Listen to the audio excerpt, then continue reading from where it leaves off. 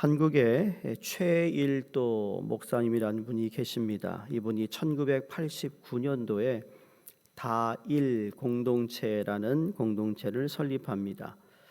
이분의 별명이 밥퍼 사역입니다. 밥을 퍼는 사역이에요. 그래서 노숙자들에게, 길거리 거린들에게 따뜻한 밥 한 끼를 제공하는 사역을 시작하셨고 지금까지 하고 계십니다. 이 다일 공동체는 이 밥퍼 사역뿐만 아니라 노인들을 위한 무료 진료와 천사병원 등을 설립해서 복지 사각지대에 있는 사람들에게 따뜻한 사랑의 손길과 그리스도의 긍휼 정신을 실천하고 있습니다. 우리가 눈여겨보아야 할 것은 이 다일 공동체의 사역뿐만 아니라 다일이라는 이름을 어떻게 지었느냐라는 겁니다. 다일은 다양함 속의 일치라는 뜻입니다. 솔직히 거기에서 제가 오늘 설교 제목을 따왔는데 다양함 속에 일치한다. 공동체의 이 본질을 아주 잘 표현하는 말이다라는 생각을 해보았습니다. 여러분, 교회만큼 다양한 곳이 있을까요? 교회만큼 정말 여러 성향의 사람들이 모인 곳이 있을까요? 세상의 모임은 다 자기들끼리 모이는 데예요. 그래서 진짜 끼리끼리 논다니까요. 더러는 미국까지 와가지고 지역 모임들을 합니다. 그거 다 끼리끼리잖아요. 끼리끼리. 더군다나 목회자가 끼리끼리 논다면 그 참 하나님께서 우리에게 허락하신 공동체의 다양함을 무시하는 행위라는 생각을 할 정도로 말이죠. 그러니까 교회는 다양한 사람들이 모여 있어요. 남녀노소가 모입니다. 어린아이로부터 노인에 이르기까지 다 있습니다. 학벌도 다양합니다. 많이 배운 사람이 있고 한글도 깨치지 못한 분들도 과거에는 많았죠. 고향도 천천만별입니다. 전국 각지에 모인 분들이 교회 공동체의 일원이 되어 있어요. 교회 공동체가 이렇게 다양한 분들이 모여 있는데 다양함만 있다면 여러분 이건 곧 분열로 이어집니다. 하지만 좋은 교회는 다양성이 분열로 이어지지 않는다라는 겁니다. 일치해 나갑니다. 교회가 일치로 나아가는 이유는 그리스도의 복음 때문입니다. 복음에 들어오면 다 녹아야 되는 거예요. 부모와 자녀와도 세대 차이가 있지만 복음 안에서는 하나가 될 수 있습니다. 남녀노소가 생각이 다르고 세대 간의 갈등이 있는데 복음 안에서는 다 하나가 될 수 있습니다. 제가 여기 부임해서 여러분에게 설교할 때 드렸던 말씀 중에 하나가 뭐냐면 여러분 목사 눈치 보지 마시고 나도 여러분 눈치 보지 말자고 그랬어요. 우리는 하나님 눈치만 보자고 그랬어요. 목회자도 하나님 눈치를 보고 여러분도 하나님 눈치를 보면 우리는 거기서 일치함을 우리가 경험할 수 있는 거예요. 그분 때문에 모인 거잖아요. 그분 때문에 교회가 생긴 거, 그분 때문에 여러분이 이 교회를 다니는 거라면 그분 때문에 나는 여기 목회하러 왔잖아요. 그러니까 그분 때문인 거예요. 다른 데서는 여러분 어떻게 신앙생활하는지 모르지만 여기 와서는 우리는 예수 그리스도 때문에 이 뉴욕 선교교회에 등록하고 다니고 있다라는 거죠. 그래서 이게 우리에게는 너무나 중요한 거예요. 이걸 잃어버리는 순간 우리는 끼리끼리 놀기 시작해요. 교회 안에서도. 물론 우리의 성향은 끼리끼리 놀아요. 근데 복음 때문에 끼리끼리라는 그 껍질을 벗기는 거예요. 아직까지 우리가 끼리끼리 노는 거에 익숙해 있다면 여러분 그거 아직도 우리는 아직 덜 성숙된 아직도 무르익지 못한 모습이 된다는 것이죠. 교회가 일치하는 이유는 그리스도의 복음 때문이다. 예수 그리스도께서 십자가 달려 죽으시고 우리를 죄와 죽음에서 구원하셨다는 구원의 복된 소식 때문에 교회 공동체는 다양하지만 복음 전하는 공동체로 이루어 일치할 수 있습니다. 자, 다양함이 일치를 위해서는 비본질적인 것에 집착하면 안 됩니다. 본질이 복음이기 때문에 복음에만 집중해야 다양함 가운데 일치를 이룰 수 있어요. 오늘 로마서 14장의 말씀은 바로 그 이야기를 하고 있습니다. 로마 교회에 향하여서 이 로마 교회가 비본질적인 것을 가지고 지금 논쟁이 벌어지고 싸우고 있습니다. 분열을 일으키고 있는데 이걸 설명하고 있어 1절에 3절 말씀을 다시 보시면 믿음이 연약한 자를 너희가 받되 그의 의견을 비판하지 말라. 어떤 사람은 모든 것을 먹을 만한 믿음이 있고 믿음이 연약한 자는 채소만 먹느니라. 먹는 자는 먹지 않는 자를 업신여기지 말고 먹지 않는 자는 먹는 자를 비판하지 말라. 이는 하나님이 그를 받으셨습니다. 오늘이나 옛날이나 똑같아요. 비슷해요. 먹는 거 가지고 싸운다는 거예요. 먹는 거 가지고. 공감 안 하시나요? 아무것도 아닌 거 가지고. 아니 오늘 뭐 국밥 하얀 쌀밥에 김치만 먹으면 어떻고, 예? 푸짐한 고기가 나와서 먹으면 어떻고, 국이 좀 싱거우면 어떻고, 국이 좀 짜면 어떻고, 이거 가지고 말을 한다는 거예요. 로마 교회를 비롯한 바울이 복음을 전한 유럽 교회와 소아시아 교회들은 고기를 먹는 문제 때문에 걱정이 많았어요. 로마가 지배하는 모든 사회는 다신교 문화였습니다. 그러니까 시중에 유통되는 고기는 이방인의 신전에서 드려진 후에 유통이 되는 고기였습니다. 그러므로 성도 중에는 이방인의 신전에 드려진 고기를 먹어도 되는지의 문제로 갈등과 다툼이 있었습니다. 바울은 이 문제에 대해서 고린도전서 8장에서 이미 정리해 두는데 하나님이 거룩하시다 하셨는데 우리가 모든 것을 먹을 수 있으나 믿음이 어린 자들이 연약하니 그들 앞에서 그런 고기를 먹는 것은 시험에 들게 할 수 있으니 그건 자제하는 게 좋겠다라는 이야기를 했잖아요. 모든 것이 다 먹을 수 있지만 그러나 모든 것이 우리에게 유익한 건 아니다라고 얘기했어요. 나에게만 유익한 것뿐만 아니라 만약에 그렇지 못한 사람에게 유익하지 않다라는 얘기죠. 그런 측면에서 바울은 로마 교회 성도들에게 고기를 먹고 먹지 않는 문제는 비본질적인 것이다. 먹어도 주를 위하여 먹고 먹지 않아도 주를 위하여 먹지 않는 것인데 이것 때문에 다투고 갈등을 빚고 있다면 하나님께서 그리스도의 핏값으로 사신 교회를 욕보이는 것과 같다라고 말하고 있습니다. 또한 문제가 있어요. 5절에 보시면 어떤 사람은 이 날을 저날보다 낮게 여기고 어떤 사람은 모든 날을 같게 여기다니 각각 자기 마음으로 확정할지니라. 로마 교회에 어떤 이 특별한 날 때문에 문제가 있었다는 거죠. 이 날은 절기를 이야기하고 있어요. 로마 공동체 안에는 교회 안에는 크게 두 집단이 있었는데 한 그룹은 유대교에 있다가 개종해서 예수 그리스도를 받아들이고 믿는 사람들이고요. 다른 그룹은 이방인이었는데 예수 그리스도의 복음을 받아들인 사람들입니다. 근데 이 두 그룹이 중요하다고 생각하는 절기가 달랐던 거예요. 자, 여러분 유대인들에게는 중요한 세 절기가 있는데 그 중에 가장 유대인들이 지금도 중요하다고 생각하는 절기가 어느 절기일까요? 오늘 지금 저희가 사순절을 지나고 있죠. 유대인들에게는 유월절이었습니다. 유월절. 애굽에서 출애굽했을 때에 그때 우리를 구원하신 하나님을 기억하는 유월절이 중요했습니다. 반면에 이방인들은 유대교가 아니니까 예수 그리스도를 믿은 그들은 77절 즉 오순절을 사랑했습니다. 성령이 이 땅에 오심으로 교회가 세워졌다고 생각했기 때문이죠. 유대교에서 개종한 사람들은 민족의 지도자 모세가 제정한 유월절을 사랑했고 모세의 숨결이 살아있는 유월절을 생명처럼 여겼습니다. 이 문제로 교회가 다툼이 시작이 돼요. 그래서 안식일과 주일을 대하는 태도가 달랐다라는 겁니다. 유대교에서 개종한 사람들은 구약적인 의미에서 안식일을 소중히 여겼다면 이방인들이 그리스도인이 된 사람들은 주님이 부활하신 주일을 훨씬 중요하게 생각했다라는 거죠. 이걸 가지고 바울이 지적하고 있어요. 이날이든 저날이든 이 모든 날은 하나님이 우리에게 주신 날이다라는 거예요.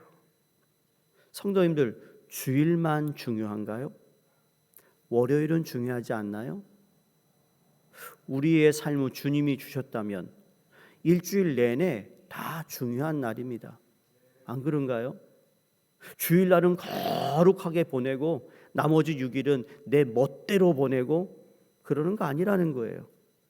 직장에서도 하나님을 예배하듯 우리가 찬송과 말씀을 보지 않을 뿐, 그러나 예배자의 삶으로 하나님께 드려지는 날이 중요하다는 거죠.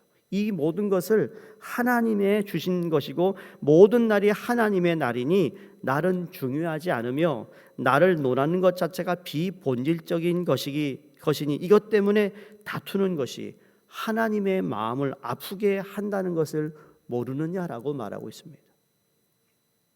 여러분, 우리가 태어난 생일 중요합니다. 태어난 생일만 중요한가요? 아니요, 우리가 살아가는 날은 더 중요합니다. 특별한 어떤 날, 특별하다는 느낌의 그 특자 때문에 좀 특별하죠, 그렇죠? 음식도 다르고 좀과 옷도 좀 새로 입고 머리도 새로 하고 특이 들어가니까. 근데 그 특은 유일해가 그 한 날뿐이에요. 그럼 남은 날은 어떻게 살 거냐고요.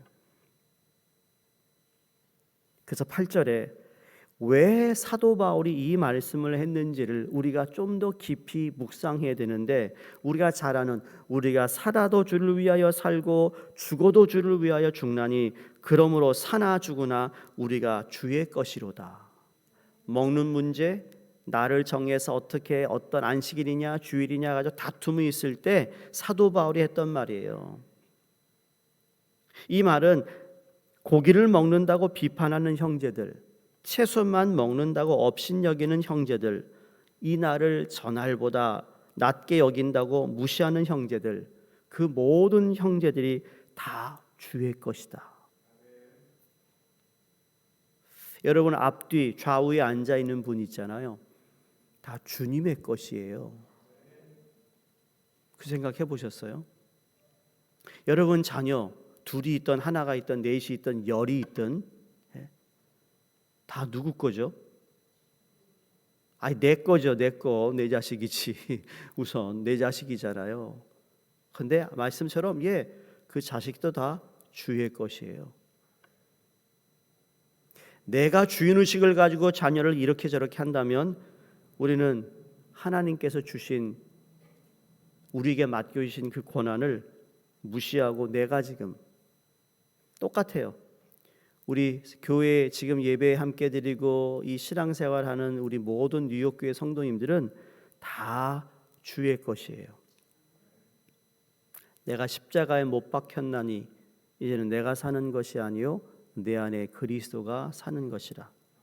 내가 사는 이유는 나를 사랑하사 그 아들을 보내셔서 그 아들을 믿음으로 내가 이제 살게 되었다라는 거예요. 원래는 죽은 목숨인데 죽었는데 말이죠. 그러니까 그분이 핏값으로 샀으니까 우리는 주의 것이라는 거죠. 그래서 우리 형제들이 다 주의 것인데 이렇다 저렇다 비판하지 말라는 거죠. 우리는 모두 예수 그리스도께서 피로 값주고 사신 교회 공동체의 일원이기 때문에 누구든지 어느 누구도 무시할 수 없습니다. 우리 성도님들 어떠하십니까?